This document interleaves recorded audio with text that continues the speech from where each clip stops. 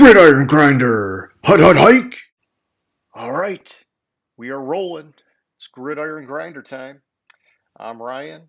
With me, as always, is my buddy James. Just a couple dudes hanging out every Friday, talking about what's going on in the NFL each week. Tonight's episode 49. For tonight, we're going to kick things off with Name That Stadium, like we always do. Then we're going to briefly talk about the news from this past week. After that, we're going to continue the segment that we started last week, where we did a 15-year draft analysis. Last week, we hit the worst players by pick. So, like, all the number ones, all the number twos, yada, yada, yada. This week, we're going to do the best players instead of the worst. And then, last but not least, we're going to do question of the week. So, how's it going tonight, James? It's going good. How's it going with you? It's going good, man. Going good. A little bit behind, but you know what? We got it. We're going to make it happen. So why don't we flip it over? Let's do Name That Stadium, man. So just real quick, explaining to our viewers, anybody who's watching, this is the part of the show. James is out there traveling in the country. Every week he's got a new stadium in his background. And if you think you know which stadium it is, we're asking you take a guess on our comment section. The first person to get it right will get a special shout out in next week's show. James, where were you at last week, man?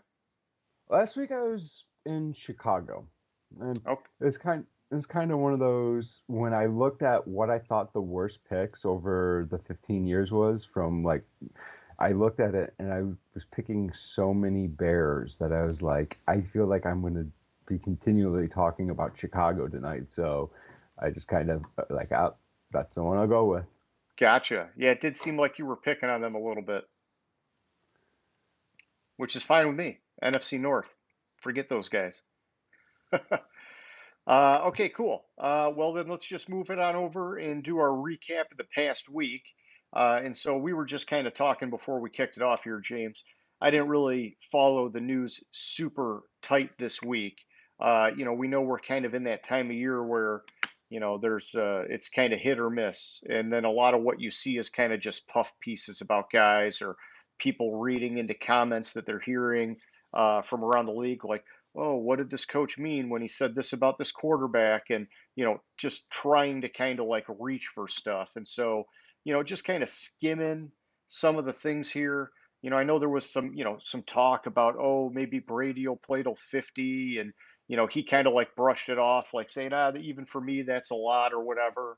Um, and then I saw there's some stuff with Jamal Adams and, the Seahawks trying to get his deal done, which is weird because, he just got traded last year. And it's like, he's already looking to get a new deal. Didn't he have more time on that contract? I don't think so because Jamal, I He think was he's with the going into Jets, his, man. Yeah. yeah, he was, I want to say he was drafted like 3, 4 years ago.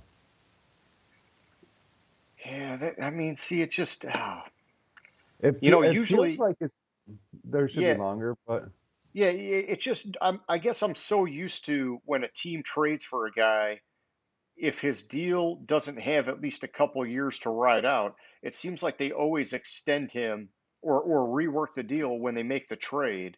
And so it was strange that I saw this. I was like, wow, I mean, it's not, I guess it's uncommon from what I'm used to seeing. yeah, so he was drafted in 17, so it's what, 17, 18, 19, 20, so fifth year option is this year. So I guess that makes sense. Yeah, they wanted to exercise the fifth and ride it out. Now they gotta make the move from here. Okay. yeah, Huh. Well, hey, it sounds like Pete Carroll's pretty confident they'll get it done. I think he's happy to be there. He's on a playoff team, so and he's an important player on that defense. So that's let's see he's what on a happens playoff there. team, assuming Russell Wilson is the quarterback. Which I think he is. Didn't he back down of all of his trade comments Yeah, what the fuck are you gonna do? Uh, what this are you gonna time of do? year? Say, so what are you gonna do after you're not traded? Say, yeah, I really want to be traded. I really don't want to be here. No, he's gonna move on. He'll be traded next offseason, and I mean, you could. Tell- I'm telling you, Russell Wilson's going to be traded from Seattle. You could just say, I'm gonna get us to the playoffs, but I want out. And Yeah. you're just putting the whole world on notice. You're like, I'm not gonna throw any games. I'm gonna get us to the playoffs, but first chance I get, see you later. I don't know. Uh, all right, so here's one that I thought was interesting, and I didn't read a ton about it, but it was a Jadeveon Clowney news piece talking about, he made some comment like it took him 8 years to find a teammate like Miles Garrett, and I just like, so here's the thing. Like I said, I didn't read the whole article, and I'm just kind of getting the surface value, but I hope to God this guy is not taking anything away from JJ Watt because he did get to play with JJ Watt in Mm. Houston. And so when I saw that headline, it's like, no, dude, don't be saying stuff like that. And maybe he didn't like say it like that. I don't really know, but I don't know. I'm not a big Clowney fan, and you know that. So I saw it, and without even digging into it, I was hypercritical. Yeah, I don't like there's no elaboration or anything. Like I'm just glancing at the article right now.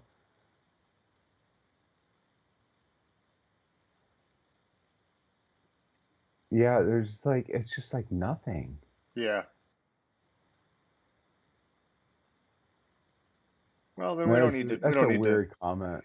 It is. It is. It's like, what the heck, man? If I was JJ Watt, I'd be like, what the fuck was that about? But we don't need to be stirring it up.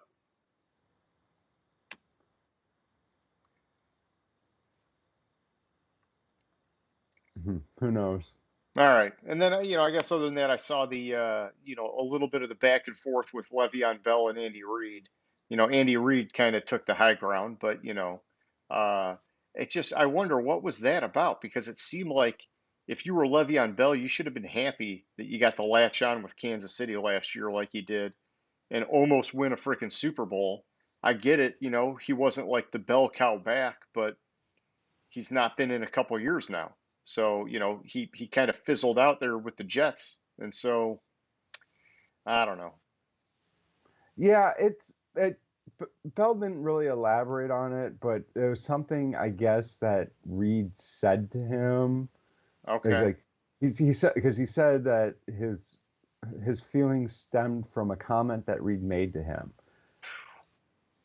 which is even more weird.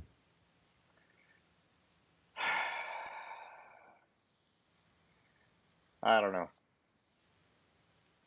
What else you see from this past week? Anything good? Uh, the only one thing is the Madden cover was announced, so I guess it's going to be both Mahomes and Brady. Yeah, that's weird. I did hear about that. It's like, come on, man. Just give it to Brady. He just won the freaking Super Bowl again. Yeah, so I mean, who cares? I It's the mean, Madden cover. yeah, and I'll be honest, man.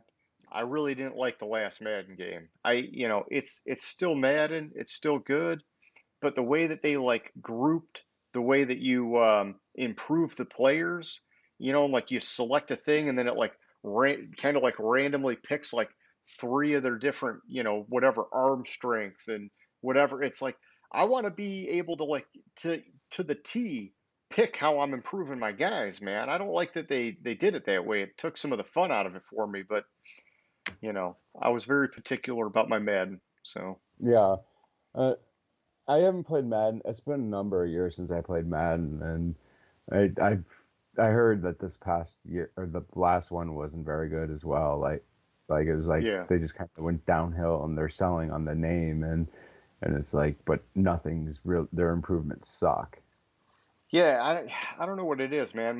The last one that I really liked was 18.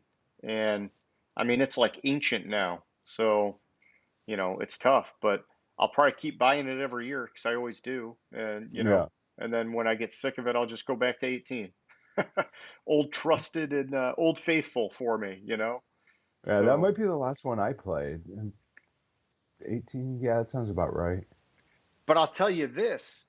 supposedly we're getting another NCAA football. That I'm excited about. Hmm. You know, man, because I think what was the last NCAA football? 14 or something? I mean, that Oh, game was freaking sweet, man. it was longer ago than that. It was, I But want to say it now was like 10. uh, now I gotta look it up. No, no. Oh, no, there was a 14. It had Denard Robinson on the cover. And so, I mean, it came out in 13, but but that had to be the last one. Maybe was there a fifth? Nope, not a 15. Nope. There there was a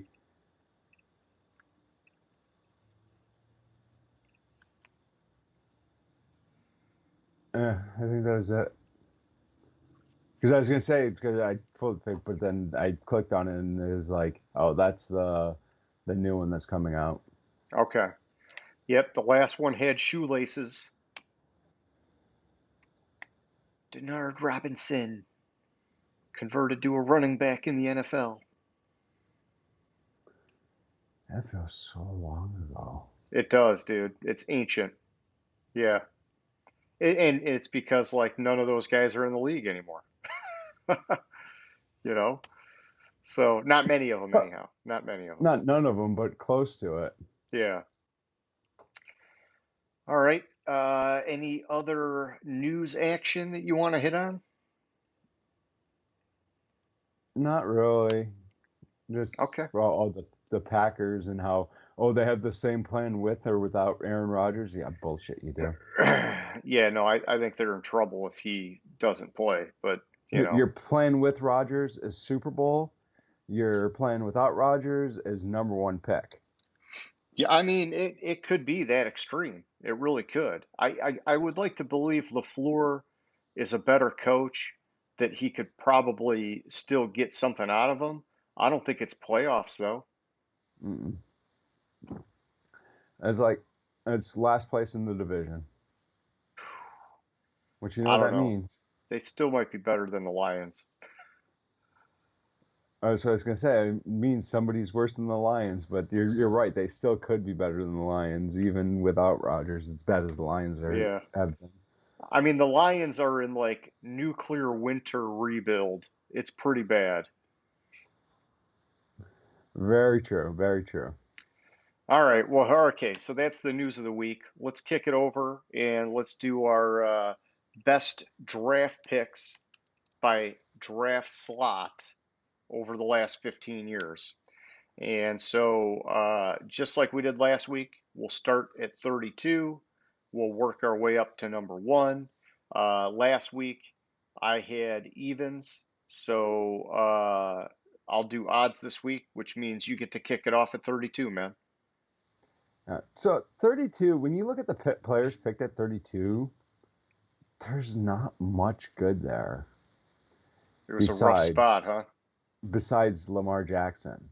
Like yeah, like I'm really high on Clyde Edwards-Helaire, and I think he'll have a outstanding career, but he's not quite there to say he's a better pick than Lamar Jackson. Ramchak's a great offensive tackle in the league, but I hear what he's you're I mean saying, man. I hear Lamar what you're Jackson, saying. You have a fucking MVP. You have to be, unless you're going up against another MVP at that same slot, you have to be the best pick at at that slot. Yeah, I think it's as simple as that. I think you hit the nail on the head. That's got to be Lamar Jackson at 32. Okay, 31. My turn. Your turn. All right, at 31, this one, honestly, there was a couple like nice names in here, like Greg Olson. He's had a solid career. Um, but the guy that stood out above all of them, and honestly, and even Travis Frederick was on here. I liked him. It's just too bad his career got cut short early by injury. But the Hmm. guy that stands above the rest is a very obvious pick. 2011 draft pick Cam Hayward for the Pittsburgh Steelers. This guy has just been dominant year in, year out. He's got 58 sacks since he's joined the league. Looks like I'm showing here 287 solo tackles. I mean, he just, I mean, I don't know. I've heard people float that future Hall of Famer tag out there for him. Um, I just know he's damn good. And so that was an easy pick at 31 for me. Yeah, I agree with you 100% there. So at Okay. 30, at 30, you have a couple players that had decent careers up there, but I mean, you have a Watt on the list, you have to go with the Watt, and that's T.J. Yeah. Watt, who was drafted in 2017 to the Steelers. Wow, that feels like a really low pick for him. Like I feel like as much hype as the Watt family has gotten over the years, he would have been a lot higher pick. But I mean, he started basically every game since he was drafted. He has, let me see, tackles. He is eh, 50 to 70 tackles a year.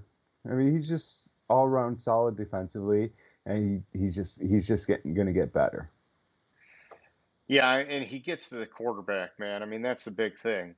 49 Mhm. and a half sacks. I mean, he's good. And honestly, last year I was kind of speculating like, hey, man, is it really him or is it just some of that Pittsburgh scheme? Because it just seems like Pittsburgh's always had a sweet guy that gets to the quarterback like that. And I don't know. The more I watch the tape this year, the more I do believe TJ Watt, he's legit. I mean, and maybe I was kind of like in that camp with the people why he slid to 30. It's like I don't know, maybe I just didn't see it, but I think I'm getting there now, man. Okay, so kicking it up to 29. This one, there were a couple guys on here. They were kind of hard to um, really, I guess, like pick one over the other because it was not an apples to apples thing. And I was between center Nick Mangold from the New York Jets, drafted back in 2006, and safety Harrison Smith, drafted in 2012 by the Minnesota Vikings. Both of these guys, really solid players. Mangold played up through 2016. Just always did his best on the line, always did solid. Harrison Smith, I mean, we know that guy he's legit and he's still playing. And so honestly, if I have to pick out of these two, I'm going to give the edge to Harrison Smith because I still think he's got some good years left in him. And I mean, geez, I'm looking at the stats right now: 557 solo tackles. The dude's got 28 freaking picks, man. That doesn't even seem right as I'm looking at it. 28 picks since 2012. Yeah, Harrison Smith. That's the pick. All right, 28. What do you got? At 28, I was between two players on here. You had Mark Ingram, who was drafted by the Saints in 2011, and Joe Staley, who was drafted by the 49ers in 2007. And when Fire I up when I look chips. well, when you look at it, of the two players I was between, one of them's a clear-cut Hall of Famer, and one of them is eh, probably not a Hall of Famer. Okay. And the clear-cut Hall of Famer is Joe Staley, and so you have to go with him as the best pick at 28. Yeah, and I mean, I love both these guys, man. Mark Ingram out of Flint, Michigan, dude, just in the backyard here. So it's you got yeah, I'm jealous that you got pick number 28 here, but I felt it was only fair to give you the evens after I had him last week because you were critical of how that worked out last week. But no, that's cool, man. I love giving Joe Staley Central Michigan love, man. That's awesome. Okay, so going up here to 27. This is another one I was between two guys, and I think the pick is actually kind of obvious, but the guy that I'm not picking deserves sort of like an honorable mention, and that's defensive back Devin McCourty. with the New England Patriots, drafted back in 2010. Honestly, I think despite him being a late first round pick, I don't know that anybody really expected him to have as great of a career as he's had with New England. The guy has just been like locked down in that secondary. And I'm actually looking at it here. I mean, this dude also 28 picks. I mean, that's just incredible. 644 tackles. And he just, he's one of those blue collar guys, man. Just every year gets it done. And so I like him. But the pick at 27 is DeAndre Hopkins. You can't not go with him. He is one of the elite wide receivers in this league, and now he's in a great position too with Kyler Murray. I mean, it just everybody knows Nuke. The dude's having a great career, and could be future Hall of Famer kind of guy. So that's my pick at 27. The one you didn't mention that I thought you would mention would have been Tre'Davious White from Buffalo. I Yeah, mean, he was in there. Yeah, he was in there. But I gave the edge to McCourty for the honorable mention. Yeah. yeah, because I mean, in 4 years in the league, White has 15 interceptions. He has 50, where is it? 189 solo tackles, 238 combined. I mean, he's putting together, like, if his career, if like he's going to be a Hall of Famer, no doubt, once he finishes his career. Yeah, and I agree that he deserves to be in that conversation. Just because he's a little bit younger in the years doesn't mean he's not there. And that talent is high with that guy for sure. All right, man, give me 26. 26, I struggled with this one. Okay.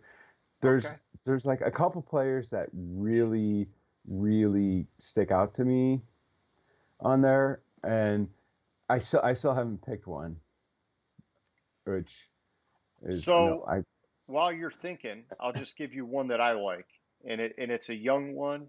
Um, in I mean, maybe you like it, maybe you don't. I'm sure people are split on it, but I think Calvin Ridley's the real deal, man.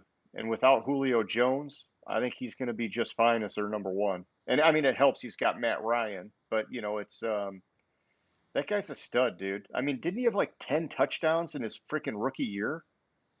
yeah. So Calvin Ridley, Calvin Ridley was one, and Clay Matthews was the other one that Okay. I was I was between them, but I think you're right. I've been leaning towards Calvin Ridley like the whole time, so I'll go with Calvin Ridley on that one. He's just he's as the number two receiver, as well as great of a career as he's been putting together, is ridiculous. He has, let me see, he has 30, almost 3,100 yards. He's never had a season in his 3 seasons, never had a season below 800 yards. He has 26 touchdowns. Yeah. You're right. You were right. He had 10 touchdowns his rookie season. Um, I mean, he's putting together that solid career, which is probably one of the reasons why Atlanta felt how Ridley's been playing, felt comfortable trading away Julio. Yeah. And hey, this will be a big year for him. Let's see if he can prove it, which I think he will. I mean, man, I watch him run routes and he's like silky smooth, dude. Like I like Hmm. watching him. Um, that sounded creepy, but you know what I mean. I like watching him as a fan. Okay, that's it. Yeah, No exactly. no creepiness. I'm not stalking the guy. But Clay Matthews, you can't go wrong there either. I mean, I'm looking at his stats right now. The dude had 91 and a half sacks, man. I mean, Mhm. in 10 years, that's a solid run, dude. That's a real solid run. Okay, so back to my 25 here. All right, so at pick number 25, once again, I was between two players. Not every pick was I between a couple guys, but just it kind of has like a little streak here where it seemed that way. Um, and these guys, I think they're sort of like household names, but they're kind of on the fringe. Like you got to be a football fan to know these guys. And I was between linebacker Donta Hightower and defensive back Xavier Rhodes. Both of them solid careers. Donta Hightower, obviously part of the Patriots, winning a whole bunch of Super Bowls.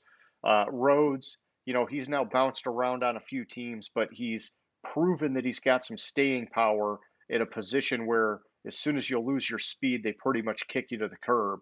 But he's kind of shown he's got that smart and savviness that he can still contribute. And, between the two, I'm going to give the edge to Xavier Rhodes right now. I like them both a lot, but I do like, I mean, just looking at this, Rhodes has 353 tackles on his career compared to Hightower's 314.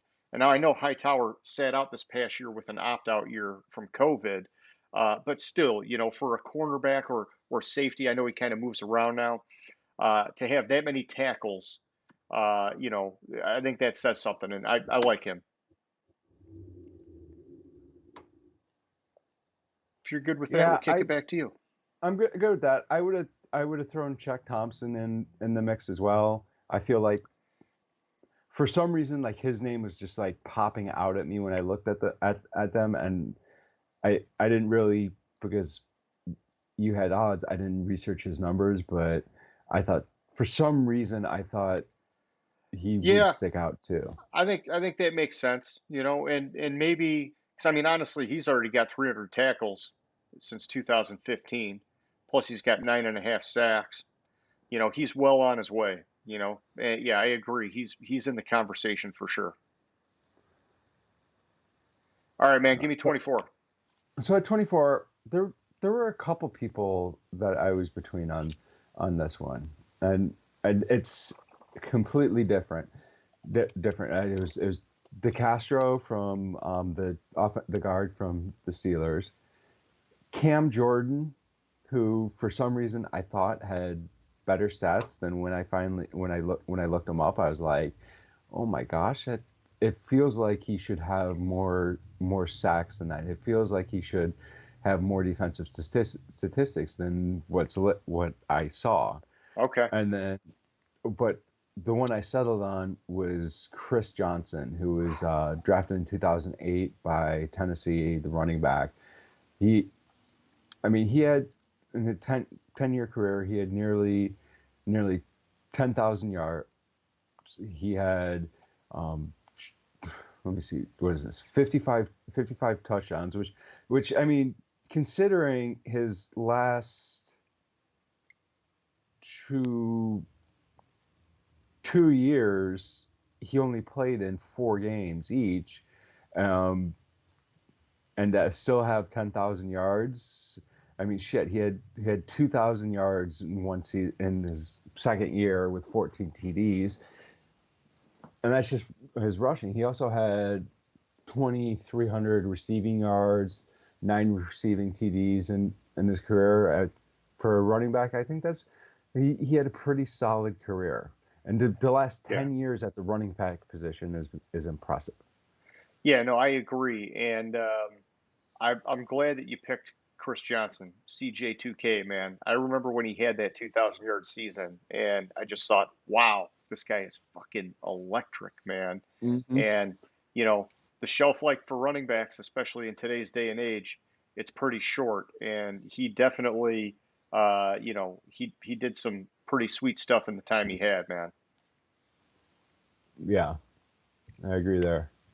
Okay, so moving up to number 23, this pick, man, I'm just going to be honest with you. I did not like this pick. I went through all these names, and the guy I probably liked the most, I just didn't really feel right picking him. And then there's some guys that I don't know, maybe in time they'll kind of float up to the top. They're just not there yet, in my opinion. And this one is not flashy by any means, but I'm going with offensive tackle Brian Bulaga, drafted in 2010 by the Green Bay Packers. He's had a solid career. I wouldn't say it's been phenomenal. I think, everybody knows Bakhtiari's the guy there, but Bulaga, he's been really good. And I think it helps when you got Aaron Rodgers.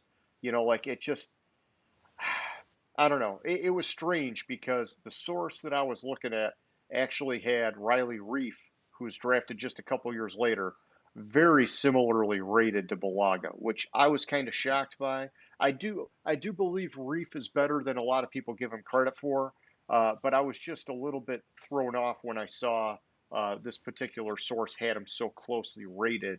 But the guy that I really liked, it just that his career uh, it didn't stay on the right trajectory for whatever rhyme or reason, was Michael Oher. And, I mean, great story, the blind side, this, that, all that fun stuff. He looked really good for a while and then he kind of just fell off the map. So, Hmm.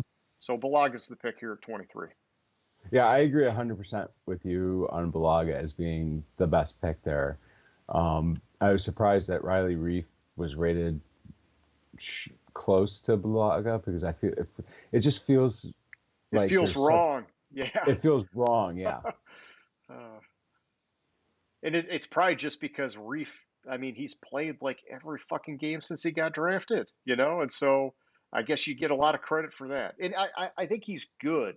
He's just not great, Yeah. So, all right, Exactly.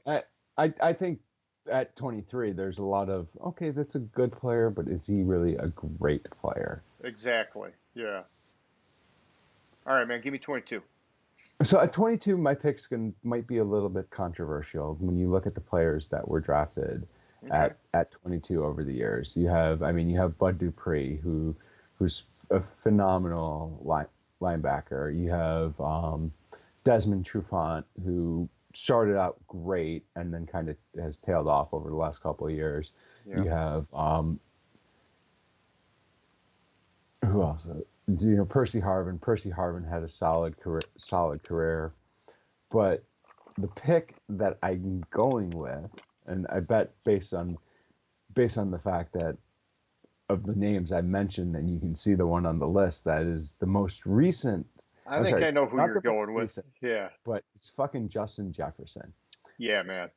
I think he had a lot of pressure coming into Minnesota this past year, and can he make up for the loss of Stephon Diggs? Can he be that player? And he showed Yeah. he can be that player. And he came into the year, didn't really have an off season. Comes in and he throws up 1,400 yards his rookie season. I mean, he needs to like increase the touchdowns maybe a little bit because I think 7 is a little bit low for a receiver, that especially a receiver that's going to be the number one receiver. But he's going to have an excellent career. I'm he probably could get fitted for a gold jacket for the Hall of Fame right now and have no problems with it. I like that pick, man. I honestly, if I was here, I might have been between him and Anthony Costanzo because I really like what he did in Indianapolis Hmm. at tackle. But I agree, Justin Jefferson coming out of the gate as a rookie, having 1,400 yards and 7 TDs, it's almost unheard of. And this is on a team that's really trying to be a run first team. Hmm. And I would say the touchdowns, my opinion, is because they try to be a run first team. Anytime they start sniffing the end zone, it's Dalvin Cook getting the ball freaking 20 times. And if it ends up being third and long, then they let Cousins pass. And so I just, yeah, I think, man, this guy, yeah, when you come out of the gate firing like that, yeah, that's a good pick, man. I like that one. Okay, moving up to 21. So there were a couple of guys on here that I really liked at 21. And really, I don't think you could go wrong either way. But I got to pick one, and so I'm doing what I got to do. Uh, I was between, and really, you could kind of say there was a third guy in here, not too far behind, but, he's just a little older than some of these guys, which was defensive back Reggie Nelson, all the way back from the Jacksonville Jaguars. Highly productive guy over the course of his career. But I was between center Alex Mack and defensive end Chandler Jones, or linebacker, whichever position that kind of depends what team he's on and what he's doing. But um, And really, these guys, I mean, I love Alex Mack. That guy just been lights out at center forever, dude. And I'm pumped up that San Francisco went out and grabbed him now. And now, they're bringing him in just to get one more stud on that offensive line. But I'm going with Chandler Jones here because, last year I get it. He got hurt. He missed a lot of time. He's got 97 sacks since 2012. I mean, he's a force, man. And I'm like super pumped to see what he does this year with J.J. Watt on that line with him and just kind of how they've like retooled that defense. I think that this Arizona team is going to be, man, they got some power this year. I see it. And they got a tough schedule. I know we talked about that before, but they definitely put themselves in the right position. Hmm. I agree 100%. I was on Chandler Jones when I looked at this list. I thought, Clinton Dix was. It feels to me like he's had a better career than Nelson did, but outside of that, I can't argue with your analysis of Mack and between Mack and Chandler Jones, and then that's where I was and went with Chandler Jones. I got you. Yeah, and hey, that's a fair assessment between Reggie Nelson and Clinton Dix. I got you there. Okay, man, give me 20. Drop down and give me 20 20. at 20, there's one player that sticks out to me here. It seems to me like there's a lot of okay, and that's Brandon Pettigrew. No, I'm just kidding. Oh, hey, I like Brandon Pettigrew, man. I liked him, but I think we mentioned him as possibly one of the worst We picks were at we this were we position were this picking week. on him a little bit last week, Yeah. But no, it's the year before Pettigrew. It's Aqib Talib, who was cornerback drafted by Tampa Bay. He's still hanging on a little bit. He played 11 years in the league. He had the last couple years he played not too much, but 35 interceptions over his career and on some pretty bad teams in there. I mean, playing with Tampa Bay in the early 2010s was pretty bad, from what I recall. Right after the Super Bowl, they kind of dropped off, and it has been a while for them to get back. And but he was a key part of that Denver defense when they won the Super Bowl with what's his face, Peyton. Yep. So that's who I go with. Aqib Talib. I got you. Yeah, no, I like that pick. I like Aqib Talib. I probably would have went Tom Bahali here, but I mean, it's your pick, man. So I'm not gonna take it away from you. I considered him, but I feel like Talib, like he just kind of sticks out to me. Yeah, no, I've liked him. He's had a solid career. Okay, so at 19, this one was a little bit tougher for me, it's just definitely because you're not really seeing a lot of household names at this Hmm. spot at 19, and so you kind of got to like do a little bit of digging. And I was at the end of the day, I was between. We're going back 2006, 2007, two defensive backs. I was between Antonio Cromartie and Michael Griffin. And Cromartie gets more attention, or got more attention, I should say. Both these guys are out of the league by now. But if you look at the stats, Michael Griffin blew him away. He was just way more productive and very quietly more productive. We're talking a difference of Cromartie had 376 tackles to Griffin's 605. I mean, it just, Cromartie got a little more flash, and I get it. 31 picks compared to Griffin's 25, and some of that probably was celebrated up, which is why he got more attention. But, I'm giving 19 to Griffin here. I think he had a really steady, albeit somewhat under the radar sort of career. Yeah, I can see that. Yeah, okay. I can I'll give you that. I feel like Cromartie, and that's probably why, is it seems like he's more of a household name, and that might be why I gave him a little bit of an edge there. I mean, he was that Rex Ryan era. We're just gonna like celebrate everything we do, you know.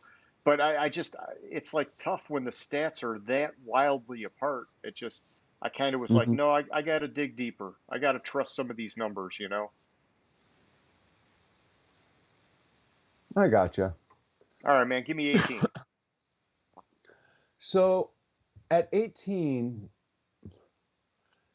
you have some solid players here, and this one was a hard one. I mean, you have Marcus Peters, who has 31 interceptions in his career. You have Eric Reed, who I feel like has way more than that. I just have to look it up. So it just wow, he only had, never mind. That's, is that 400 tackles right? though. You know, he's been productive.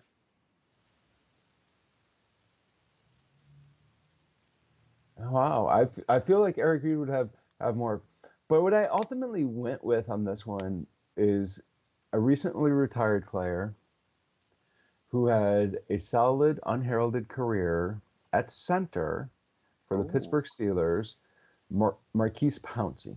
nice, nice. I I like the think Pouncey I think brothers, it's man. he's a clear cut Hall of Famer. Where Eric Reed, Marcus Peters, yeah, they probably are Hall of Famers. Um, Joe Flacco had a decent career, but I mean, you know for a fact that Pouncey is a Hall of Famer at the Yeah, center position. I like Pouncey. I like both the Pounceys, man. I think that Mhm. they were both a good story too. You know, retiring at the same time and just kind of yeah. No, that's good. I like that pick. I was looking hard at Flacco here, and I know that Yeah, he's like a love him hate him kind of guy. A lot of people felt like he was always kind of underwhelming, but man, that freaking Super Bowl run that he had was just freaking phenomenal. And I know that he kind of let down after that. He got paid and just never really lived up to that again. But some of that was injuries. He messed his back up, and the back thing like lingered with him for years. And I don't know. I liked Flacco. Plus, small school guy yeah, coming out of Delaware, and I don't know. So yeah. No, I liked Flacco, and I gave him consideration there, but if you look at Flacco's career, it feels like that Super Bowl run is all he had through his career. yeah, yeah, yeah. I mean, he was always steady, but he just was never in that elite category of the Hmm. guys in the league at the time. And so, yeah, I got you. And honestly, he was probably not even in that tier right below the elite guys. He was probably one more notch down. So I get it. I remember that Super Bowl run so fondly. It's like, all right, man, that was pretty awesome. But no, I think going with Pouncey, that's the way to go there, man. I like Pouncey. All right, so moving up to 17. This spot, this was another one where, yeah, I kicked around a lot. I mean, honestly, actually, I kicked around a lot of names here. If I'm just looking at it, I was looking at one, two, three, four. I was looking at five guys here, and that made it hard. But um, of the five guys, I really like C.J. Mosley from Baltimore. Just rock solid linebacker. But I'm not going with him here. He's just my honorable mention. The guy I'm going here, this is just purely based on where I think his future is going and just sort of the setup that he's in is wide receiver C.D. Lamb. Last year, Dak went down and things totally changed. But when Dak was playing, CeeDee Lamb was their number three wide receiver, and the dude was lighting it up. And I think he's going to pick up where he left off with Dak. And I'm excited to see where this guy goes, man. He just looked. I mean, he was always getting separation, James. Always getting No, I know. separation. You're sitting here trying to sell me on CD Lamb. My pick, if I would have had this, would have been CD Lamb. Okay, all right. So you Yeah, don't have to sell me on yeah. it. I'm preaching to the He's a choir. phenomenal talent. He had towards the end of the season he had some situations with because of the quarterback play Yeah. not him, but he it felt like when he was on the field and in a pass route, he was always open Yeah. when you watch the games. Yeah, I like that guy. And yeah, Always. yeah, I mean their passing game went from top of the league to you got Andy Dalton at quarterback, it's almost Hmm. non-existent. So, had that not happened, I think he would have been in that potentially in that Justin Jefferson category of how phenomenal of a rookie year it would have been. But, you can't go back and change that stuff. So it's from what happens from here on out. Okay, so 16. Where you at there, man? So at 16, and this might be my I have a little bit of a bias towards this team, and I really like this team, and I've talked about how for some reason since like the early '90s I've liked this team, but my this player he's been in the league for 3 years. He's never had less than 100 tackles in those 3 years. Never had less than 110 tackles in those 3 years, and that's Tremaine Edmonds from Buffalo. Okay. His I just I in my one fantasy league we play individual defensive players, and I always like the last 2 years since I've been in that league I've always tried to have Edmonds on my team because it seems like he puts up the points. He's kind of goes under the radar. Nobody really recognizes the name, but I think he's a solid. He's probably one of the best linebackers in the league that nobody knows about. Yeah, I like that. And I think it's coming. I think he's going to get his recognition. I remember when he got drafted, I was really pumped up where, Buffalo getting him. And it was like, man, you could kind of see that Buffalo was finally turning some things around. And that was a Hmm. crucial pick for them at the time. And I think it's paid off really well for them, rather. Yeah. Cool, man. Cool. All right. Well, if you're good there, we will kick it up to number 15. And so at the number 15 spot, I liked a lot of names here. I wouldn't say like any of them were um, like super lights out, but like there's some good names here, like Jason Pierre-Paul. Obviously, a lot of people know him. Um, and then there's Pittsburgh Steelers Lawrence Timmons. I mean, that guy just a beast. And then you got maybe like this. Honestly, I might be getting a little ahead of myself here, but Colt Miller with the Raiders early on in his career, it looked a little rocky. He's now looking really solid. And I think by shipping off all those guys on the offensive line this year, they're showing that they got a lot of faith in him. Excuse me. But, I think it's really between Timmons and Pierre Paul. In between the two, I really, I really, the linebacker in me wanted to give it to Timmons, but Pierre Paul's the pick. I mean, the dude's got 89 sacks. He was part of that Giants Super Bowl snuff of the Patriots. I mean, I think the guy, he's had a phenomenal career. And this is a guy that had that crazy firework hand injury, and Hmm. he's still highly productive, 10 years after he came out of the league and, getting it done with the Buccaneers, man. So I like Pierre Paul here. An interesting fact about Pierre Paul is he's never lost a playoff game. He's never lost a playoff game. No Yeah, shit. yeah, I he's like that. I never like lost a that little playoff. factoid. I it was weird because it was going into last year's playoffs, like or going into the Super Bowl. I heard that and I was like, but he's only really been in the playoffs the 2 times, Yeah, hey, that makes and sense. both Yeah. times they won the Super Bowl. But it's like that's interesting. I think there's a couple players at 15 that, or there's one player at 15 that could have been a on the list, but he had a freak injury, and that was Shazier Oh, yeah. from Steelers. And I think Jerry Judy is has the makings of being a great receiver, but we can't pick 3 receivers from the 2020 class. No, and But I will you say, I know, will say, having three receivers even mentioned from the 2020 class as the best at a different pick is even more on Green Bay. And what the fuck were you thinking drafting Jordan Love? Yeah. Well, and I think it also speaks to why uh, Julio only got a late second round pick. Is that it's like so many Hmm. freaking stud wide receivers are coming out, man. It's changing the game. Yeah, exactly. Okay, 14. Who you got? So at 14, I was really between two players at this, and they played very similar positions.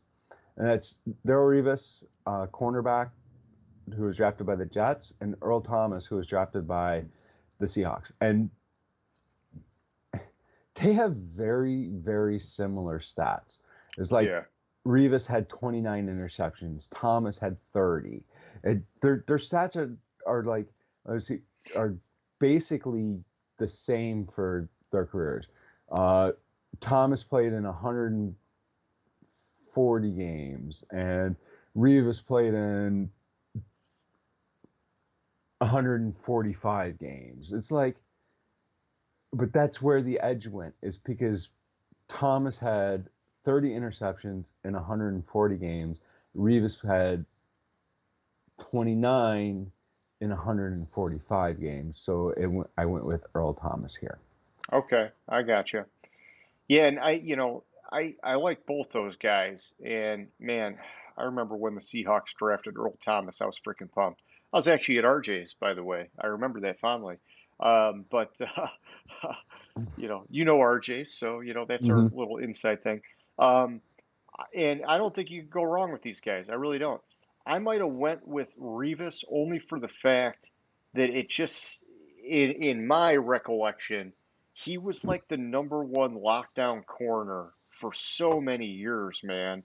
And he reset the corner market like two or three times. Like he just kept getting paid, and it was like, man, he was just so good. But um, yeah, I don't think you go wrong either way, man. I mean, Earl Thomas, freaking amazing too. And I'm surprised that he didn't get a chance after all that crazy stuff happened.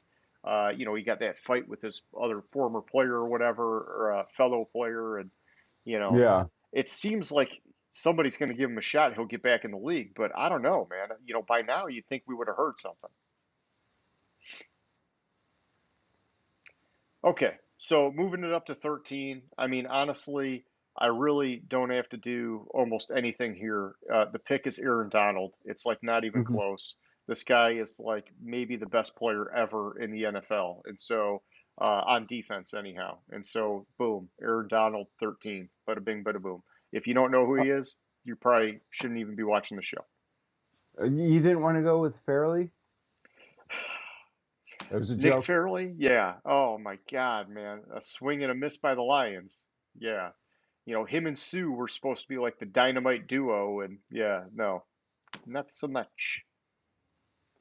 I mean, I will say this: Tristan Wirfs with Tampa Bay, he had a great rookie year, Mm-hmm. man. Like I was not expecting him to come in and play that great right out of the gate like that. But Aaron Donald obviously hands down here. Yeah, it's an obvious one there. At pick number 12, there's a couple that, okay, I would say Deshaun Watson, but we don't know what's going on with his career now. He's a phenomenal talent. He needs to um, he just needs to figure out what's going on with him, and he needs to prove it a little bit more. Vita Vea's had a good career so far, but the player, and I always forget that he was drafted by this team, and it's again a team I talk about. For some reason, I have a love for this team, and that's Beast Mode at in 2007, who was drafted by the Buffalo Bills. Oh yeah, And Haloti Ngata was a possible pick there as well. yeah, But you got to go with Marshawn Lynch. yeah. Beast mode, quite the character, man, with the Skittles. And I mean, everybody will remember that playoff run when he was with Seattle, where he had like freaking 29 missed broken tackles or whatever. It was just like, how the Yeah. hell does that happen, man? I mean, Mm. that's going to go down in history, dude. I mean, it's already gone down in history. So, I'm only here so I don't get fined. yeah, yeah. Oh, I love the it had to be I don't know what commercial it was, but he's talking, but it's like somebody else's voice because he like refuses to talk at the press conferences. It was like, Oh yeah. yeah, it's so great. Yeah, dude, I love Marshawn Lynch. That's awesome. No, I'm totally good with that pick, man. I think like at least the source I got, they have like Haloti Nada basically perfect rating, and Mm. I know the guy had a great career, but I would never take anything away from beast mode, man. So that's awesome. Okay, going up to number 11.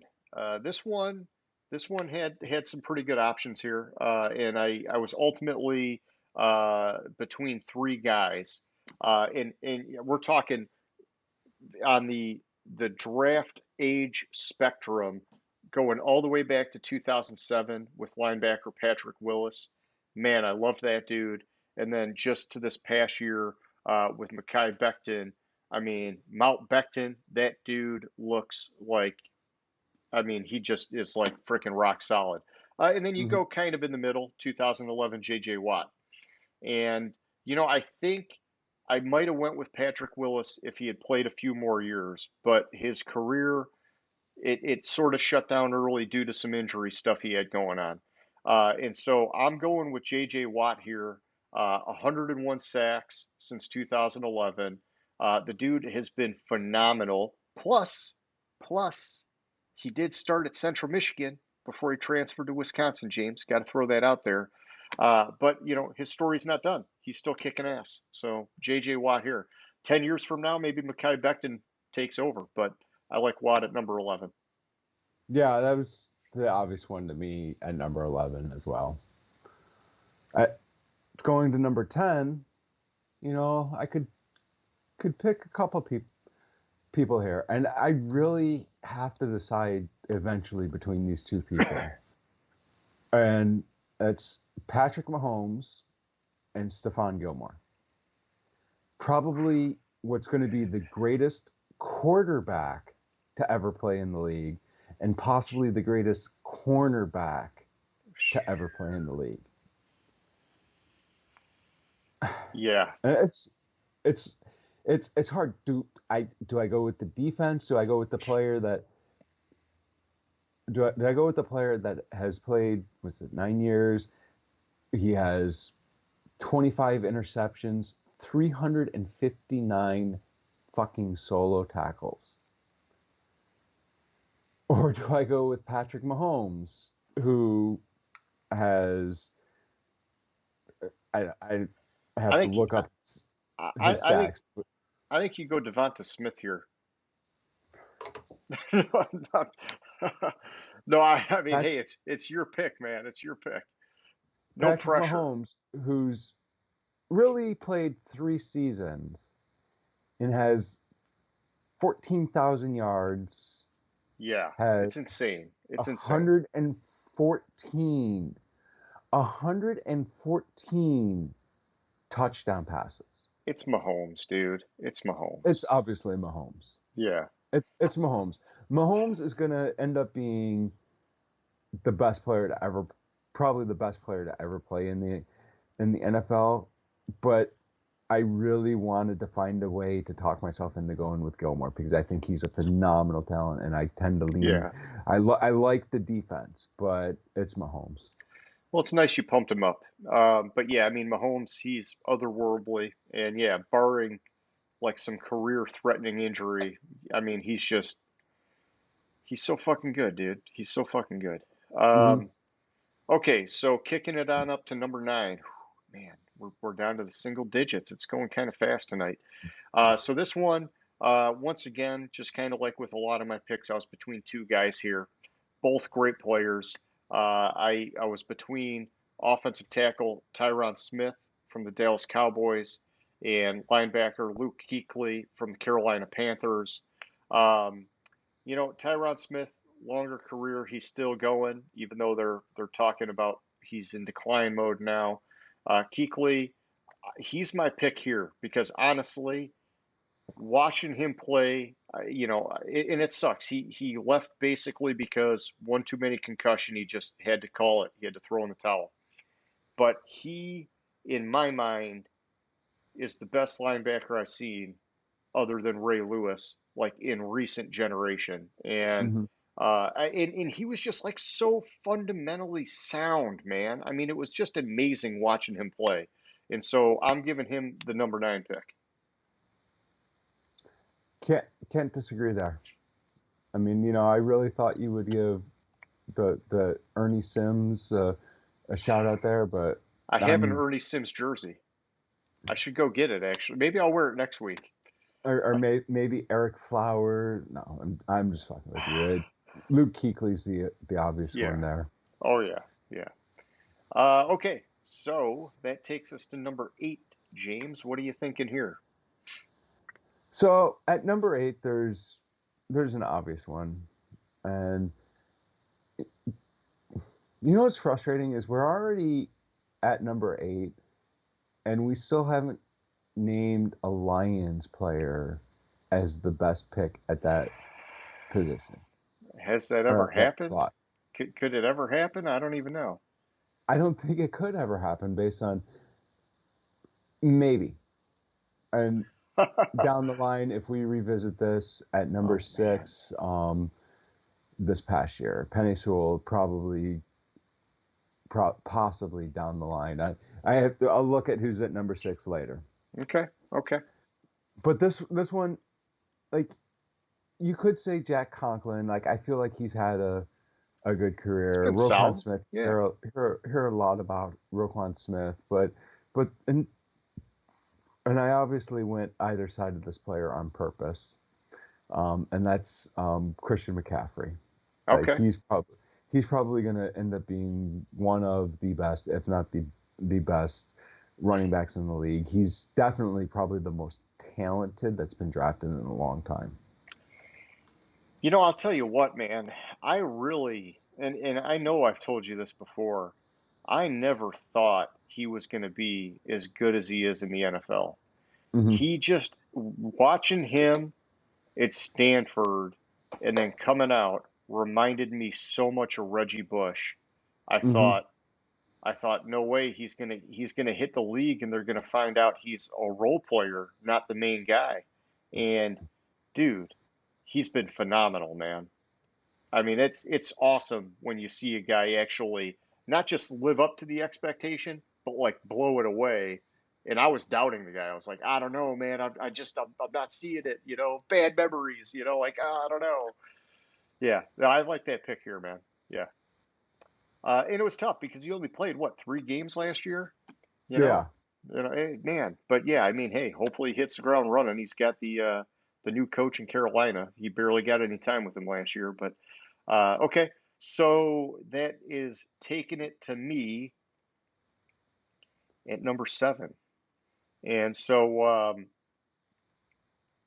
number 7, man, there's a couple of good picks here that you could go with, young and old.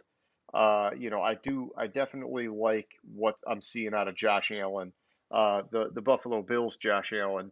Not that like I'm like banging down the Jacksonville Josh Allen, but obviously Buffalo Josh Allen, he fucking lit it up last year, and Hmm. he's totally surprised me.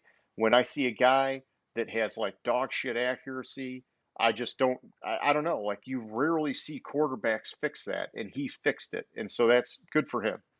But the pick here has to be, in my opinion, James. You tell me if I'm wrong. It's got to be Adrian Peterson, man. I mean, the dude's like a fucking lockdown Hall of Famer. I mean, he was like arguably the best running back in the league for like a fucking decade, man. I mean, it just, and he was one of those rare running backs that he just every year was good for so many years. Nowadays, running backs, like we talk about, super short shelf life. Peterson just kept going and going and going and going. And what was it? Just a couple of years ago, he was fucking running. What was it for Washington? I mean, he was still doing stuff, man. Has he retired yet? I don't think so. I don't. I think he's still trying to get latch on somewhere. I mean, Yeah, look, because I he's got 14,820 rushing yards. Obviously, he's the pick here. yeah, Uh, obviously he's the pick there. okay. I would say DeForest Buckner deserves a mention there, but he's not better Yeah. than Peterson. And Buckner, he's still young in his career, and so let's let him ride it out. But yeah, no, I like DeForest Buckner a lot too. All right, so at number 6, I think there's a player down the line. Need to see a lot more out of him. That could be the best pick at number 6, and there, like I said, Penny Sewell could be the best pick at number 6. I think Justin Herbert could be the best pick at number 6 if we talk about this in 10 years. Yeah. But Julio Jones is the obvious pick here. Julio, it's like anything that's thrown anywhere near him, he catches. Yeah. And Yeah, and yeah, keep going. Sorry. Ronnie Staley deserves honorable mention there too, but Stanley, sorry. Yeah. Um, yeah, I'm all about that, man. It's hard to go against Julio. I will say this, and this is just me being like nitpicking. I just always thought Julio would get more touchdowns. It seems Hmm. like every year he's like got a ton of receptions, ton of yards, and he's always just kind of light on touchdowns in my opinion. But it's okay. I mean, the dude is he's phenomenal, man. I feel like you might be being a little critical on his touchdown production. Like for some Probably, reason, I probably. remember more. I might be wrong. I'm trying to pull it up right now. I was just waiting for it to load. But I feel like he has. All right, let's look it up now because yep, I gotta be proven wrong if I'm wrong. Because if I'm being No, hard on the guy, then I gotta correct my misconception. I mean you're right. 9 years, only 60 receiving touchdowns. Yeah, and I'm gonna look at it year by year just so we can go that way. So Yeah, eight, this 10, yeah, 2, 6, 8, 6, 3, 8, 6, he's only 3. had one season with double digits, man. And that's I Yeah, guess that's what it is. Something about that just bothered me. It's like why is that part of his game missing? Everything else is there. yeah, I'll give you that. But he's still phenomenal nonetheless. All right, are you good at six? I'm good at 6. Okay, so moving it up to number five. This spot, you got a couple of solid guys. You would hope that obviously as the higher you go up in the draft, that there's going to be more good options to pick from, and it doesn't always work out that way. But here there were a couple guys that I really liked, and I was between cornerback Patrick Peterson, drafted in 2011, and I was also between him and linebacker Khalil Mack, drafted in 2014. Rare a guy like Khalil Mack would get traded like he was from the Raiders to the Bears, which I thought was a great move for the Bears because, you think of the old, dominant Chicago Bears defense and all those amazing linebackers. I loved that trade. And this one's tough, man. It really is because I like Patrick Peterson a lot, and he's been a great shutdown guy. But I'm just such a freaking, I got like such a huge man crush on Khalil Mack. I'm giving him the pick at number five. I could see that. Yeah, that's about where I was with at number 5 was Khalil Mack. I mean, I think most people probably grade him out in Peterson's favor. I just think Mack is, I like, I don't know. I think it's because he's a linebacker. I just, he is more impactful in my mind. All right, so at number 4, I was between two players here, and ultimately what it boiled down to was one of the players, again, is a surefire Hall of Famer, and one of the players is yeah, you had a great career, maybe good to great career, but are you a Hall of Famer? And the surefire Hall of Famer here is Trent Williams, who was drafted in 2010 by the Redskins. He's, I mean, he's just a phenomenal offensive tackle. He had the thing with his head that was Oh yeah. misdiagnosed, which caused the problems in Washington, and when he was traded, but he's stepping in at offensive tackle for another surefire Hall of Famer. Yeah, I like that pick. And I mean it's tough because you got Ezekiel Elliott in here. You got and I'm not a huge Zeke fan. It's like, he is having that kind of production that in some years, if he stays the course, we could be talking about him. But his yards per carry keeps trending in the wrong direction. And so, yeah, I like what you're saying here with Trent Williams being the guy. Plus, he's one of those guys, offensive linemen, they rarely ever get that kind of love. And so I like that, man. I'm solid with that guy. Okay, so at number three, we're starting to thin it out here. Number three, this was a tough one for me because I think when you look at the players on this list, the obvious pick in I think almost everybody's mind is going to be Matt Ryan. He's um, just the production has been phenomenal. 55,000 passing yards, 347 touchdowns. You know, he he's just he's always good. He's like always in that like top half of quarterbacks or top 10. He's always, and he's been doing it for a long time. Um, and if anybody wanted to pick him here, I totally get it. But the guy that I'm taking, and this is just because I got a lot of appreciation for this guy and what he did, is Joe Thomas, the offensive tackle from the Cleveland Browns, drafted back in 2007. Arguably, arguably, in my opinion, the best left tackle the entire time he was in the league, and he was on a garbage fucking team. It's a Mm-hmm. bummer that Cleveland finally got good after he retired. But you know, he was just day in, day out, kicking ass, protecting the blind side, and it's just because he was on a crap team, never got any attention. Left tackles don't get a lot of attention anyhow. But I'm a huge Joe Thomas fan, and so I'm going to give him the pick here because I do believe what he did. It's like this: Matt Ryan, great, but you could argue that in his time in the league, there was easily, a half a dozen quarterbacks higher up on the list than him.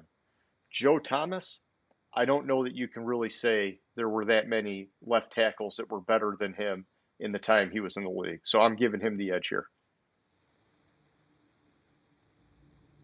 It's an interesting pick. I think Joey Bosa deserves a mention there. He's going to be probably one of the best defensive ends to play Hey, the good, game. good point. Good point. Yeah, no, hey, yeah, I shouldn't have forgotten Bosa. I was glued to those two, but yeah, no, definitely good to point him out. He's lighting it up very early in his career. Yeah. So at number two, you Oh have boy. Oh boy. a lot. You have about 4 or 5 people you could really pick here, and it boiled down to 3 players for me here, and they play similar positions. You have Von Miller, you have Nick Bosa, and you have Chase Young. Now, Nick Bosa missed last year due to an injury. He only played in 3 games. But if you compare their rookie seasons, Nick Bosa and Chase Young had very similar stats.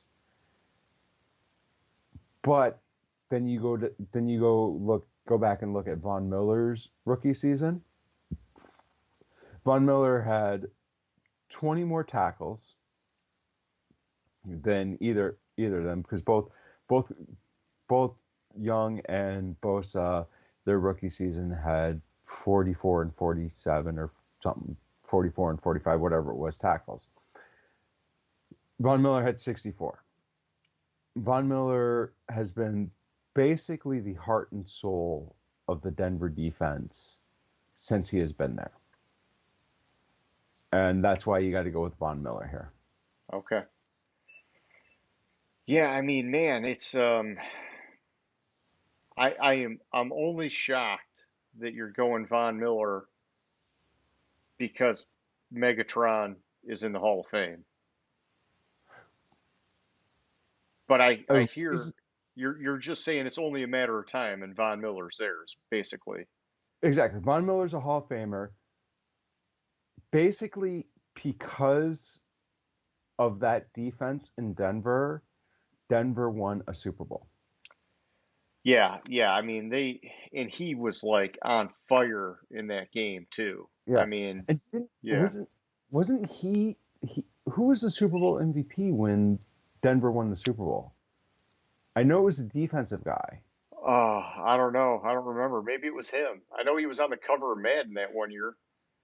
Yeah, It might have been him because I would have. didn't he have the strip sack on Cam early on in that Yeah. game, and it just like, and that was it, dude. I remember watching that Super Bowl, and I was telling my brother, and I'm like, because everybody was like Carolina, man, they were just tearing teams apart that year. I think they Hmm. were like 15-1 that regular season, and like in the playoffs, they were putting up like 38 fucking huge points on teams, and I was like, the only way Denver wins this game is if they aggravate Cam Newton early because Cam's one of those guys. If you can rattle him early, he can never like course correct. Like once Hmm. you're in his head, he just self destructs, man.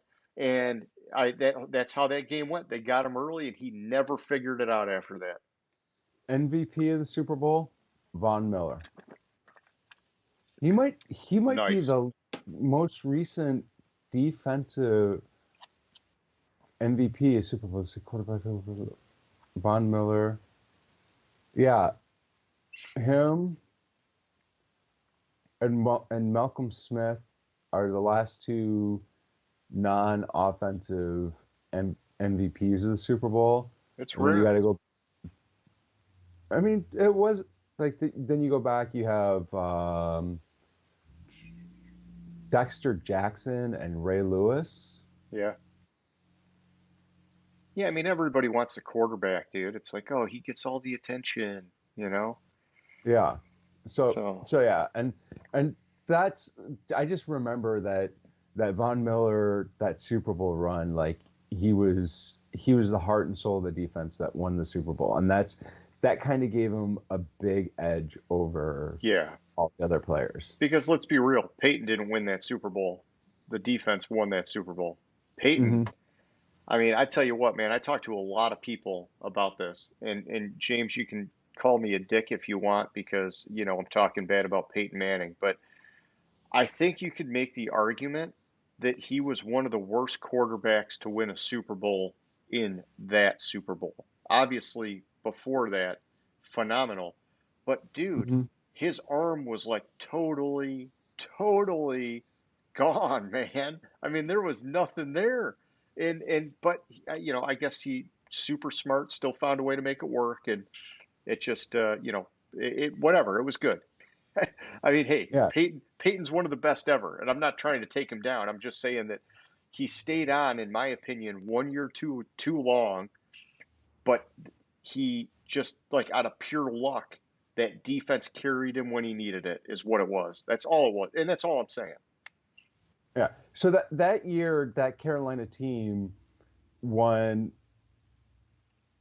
Basically, they were 15-1. Never had one game where they scored less than 20 points Yeah, I mean before they that were. Super. Yeah, And that was at the Falcons, who they had beat 2 weeks earlier, 38-0. okay. So it's just like you look at it, and that team was phenomenal. Cam was lighting it up, and they shut them down. You look at the 10 points total for that team. I want to say, I really want to say that offensive output was like 200 total yards. Like it was something ridiculous. Oh, it was bad. Yeah. I'm looking for it. So Okay. Carolina, 100. That can't be right. What's that? 315 net yards for Carolina, 194 for the Broncos. I believe it, dude. It was all defense. I'm telling you, Peyton his arm was done, dude. He was done. Yeah. Wow. Yeah. Yeah. Uh, But yeah, all right. so it's Von Miller. Okay. All right. Well, are you ready for number one? I am. Man, number one is tough. It's tough. And, we're going to talk a little bit about this one. I could make arguments for a lot of people, and some of them stronger than others. But, let's just go back. The furthest back guy that I'll name, and then I'll work my way up to recent draft picks. So 2009, Matthew Stafford, he was drafted number one overall by the Lions. Solid quarterback, man. Solid quarterback. I'm super critical of Stafford, and honestly, I hope he does well with the Rams. He just was never going to be the guy to get the Lions over the hump, and so Hmm. he's had a great career. But I wouldn't say he's like a fucking elite quarterback, and that's just my opinion. But out of the other guys at number one, I think you can put him in the conversation somewhere. 2011, Cam Newton. He's another one of these guys. I mean, we just talked about it. The dude made the Super Bowl. He had that 15-1 regular season. And you just look at what he's done. You know, the passing yards aren't always there, 31,000 passing yards, but he has over 5,000 rushing yards and 70 rushing touchdowns in his career. And so, I mean, he's a different kind of quarterback, uh, and he's been dominant. He's just also one of those guys that I think because he's a little bit limited as a passer, that's kind of put a ceiling on him. The next guy, 2012, Andrew Luck. Had he not retired early, he might have been like no doubt my pick here. But he did retire way too freaking early, man. I don't know what was up with that. I remember we were on our whiskey road trip when we saw that on the news, and Hmm. we were all just like, what the frick is going on here? It just made no Well, sense. that's and to talk about Andrew Luck. Andrew Luck is my concern about Joe Burrow because I Okay. think Joe Burrow can be a great quarterback, and it's the same thing I'm seeing with the Bengals that happened to Andrew Luck. Is they're not giving him the offensive line in front of him to protect him, and if he continues to get hurt, then he's like Andrew Luck. Andrew Luck was Yeah. continually getting hurt because he wasn't protected. And he's just like, you know what? Fuck this.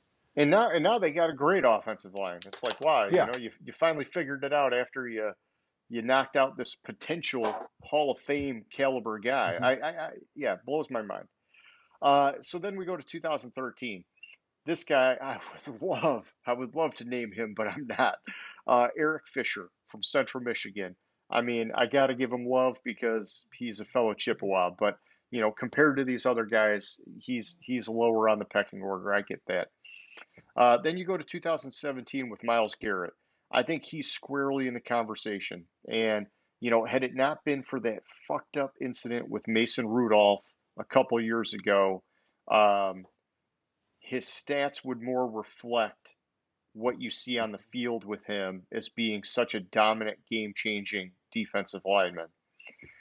2019, you got Kyler Murray.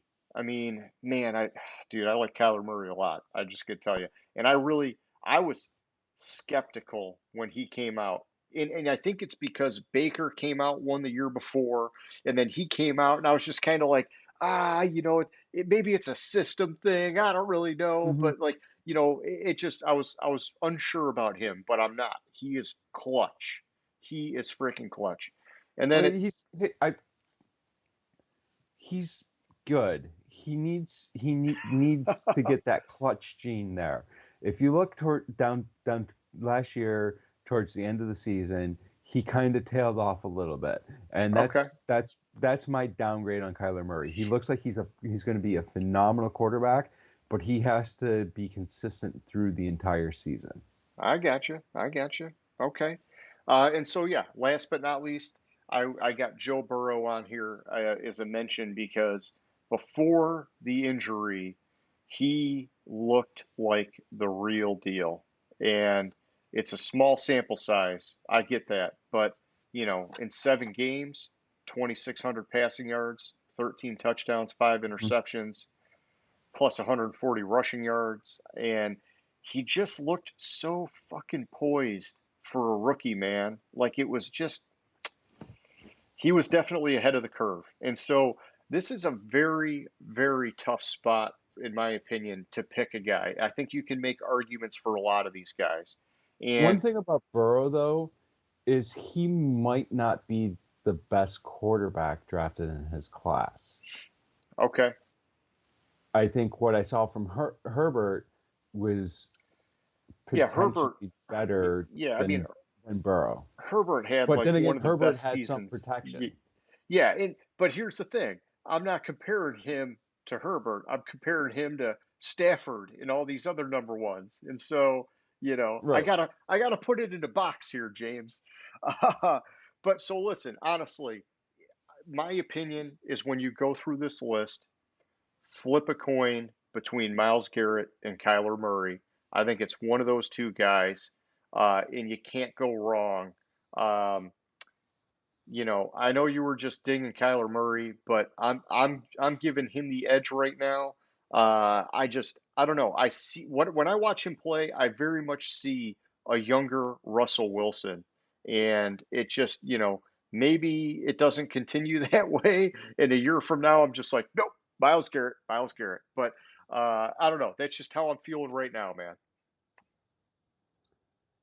So I was between Kyler Murray and Myles Garrett also Okay, on this well, one we were when I close looked then. at it. So I'm not dinging Kyler Murray. I'm just saying he kind of tailed off at the end of the year last year. Miles Garrett, Miles Garrett has a lot of players around him that have him helped him out. So I can see why you would go with Kyler Murray. My bold prediction coming into this season, which is down the line, we will go through this full analysis, but Kyler Murray is going to be the MVP this year. Okay, well, that helps support my pick, so I appreciate that. Yes. And I'll tell you what, man, I get a lot of people saying, "Watch out for Myles Garrett for defensive MVP." So I don't think you go wrong either way. I really don't. Yeah. And Exactly. yeah, and potentially Burrow could be in that conversation soon too. We'll see how he bounces back. That was such a gruesome knee thing. I don't know how he could come back from that, but that's. I'm hearing a lot of good things coming out of Cincinnati camp that he's healthy. He's looking like he did going into the season last year. Yeah, I think I heard that when you completely rip your leg off, it's like easier to like surgically repair, because it's less Yeah, mangled when it's like a clean rip off. I don't know. Dude, that was so bad, man. It was so it was bad. bad. It was terrible. Oh, I agree. gosh. Okay. All right. So, well, that's it. So that's our second part of our series here, doing the 15-year draft analysis, hitting the best guys by pick number. And so the last thing we got to do here, James, is our question of the week. And I honestly, I ran out of time to go back and check this, but I feel like I already asked this question, and so if I did, I apologize. I'll just ask you to maybe on the fly pick a question for me since I'm an idiot. But um, my question for this week is what playoff team from last season is going to miss the cut this time around? And I picked one from the AFC and one from the NFC. And I think maybe because my AFC pick, I know we talked about us expecting them to disappoint, is the Pittsburgh Steelers. I think when you look at the guys that made it in the AFC, they're the obvious one that could easily miss with the way they fumbled through the last handful of games of the season. On the NFC side, I think it's a wild card thing, man, and maybe it doesn't even matter. But I'm going with the Green Bay Packers under the assumption Rodgers digs in his heels and plays hardball. I think without him, they don't make it.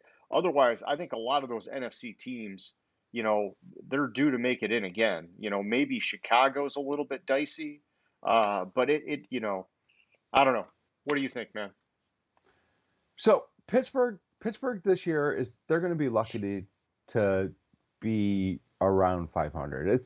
They're a 5-6 win team coming into this year. So I wholeheartedly agree with you on Pittsburgh. Every year there's a team that makes, and it's without fail, that makes the championship game, NFC, AFC, one of those teams that doesn't make the playoffs. Last year's playoffs, it was New England. Not New England. It was San Francisco. Sorry.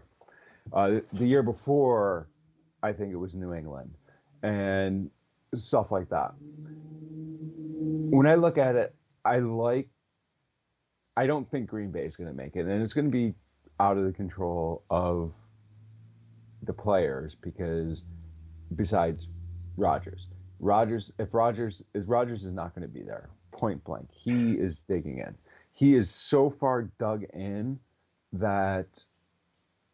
Oh, that was the news of the fucking week that I forgot about. All these comments that fucking president is saying about fucking Rodgers, like how he wrote, was Mark Murphy wrote on Packers.com how Rodgers is dividing the fan base, and then he had the meeting with like the season ticket holders, and he says, well, the guy, was it Ted Thompson, who used to be the GM there, who's not passed away, in the words of Ted Thompson, Rodgers is a complicated fellow. It's like talking all this shit about Rodgers, and it's like, what the fuck are you doing? You're just blowing that shit up even worse.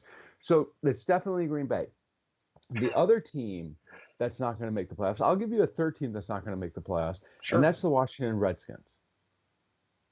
The Washington football team. Yeah, sorry. Come on, man. You're going to get us sued here, James. What are you doing, man? The Washington football team, the Chicago Bears, the Green Bay Packers, and the Pittsburgh Steelers will not make the playoffs this year. Man, I like it. You're just bashing them all. I mean, I have some faith in Washington because of the defense. New Orleans will be lucky to make the playoffs this year, and yeah, that's that's true. I guess I could have went at that one. Yeah, the NFC is not nearly as strong as what I was alluding to. Now that we're talking it out, there's two teams from the NFC that were in the playoffs last year that I can guarantee will make the playoffs this year, and that's the Rams and the Buccaneers. Yeah, because San Francisco could be back in it. I mean, there's a lot that could be changing NFC. You're right about that, man. Yeah. I misspoke there. Okay, but so hey, no. By the way, that was the first time you've asked that question. Thank you. Because I don't remember, at least. I don't keep like a running list of them, but I know we talked about Pittsburgh before, and so I was like, damn, man, am I slipping? I don't know. It's getting late here.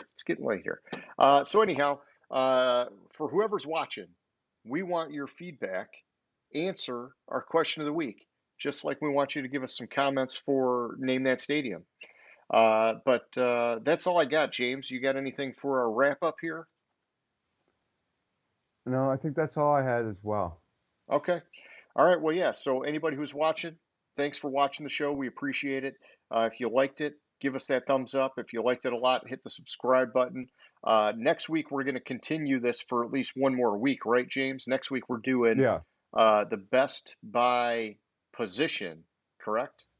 Yeah, the best by position in the first round. I don't think we do a worst by position because there's so many bad picks in the first round that once you get down to it, we'll be talking all night about like offensive tackles that Oh yeah, should not have yeah. been picked in the first round And some of those or one. guys are hard to, yeah, it's hard to find stuff on. I got you. Yeah. All right, well, yeah, let's do that. So next week we're going to close off our 15-year draft analysis by doing best pick by position, not draft position, but player position, wide receiver, quarterback, yada yada yada.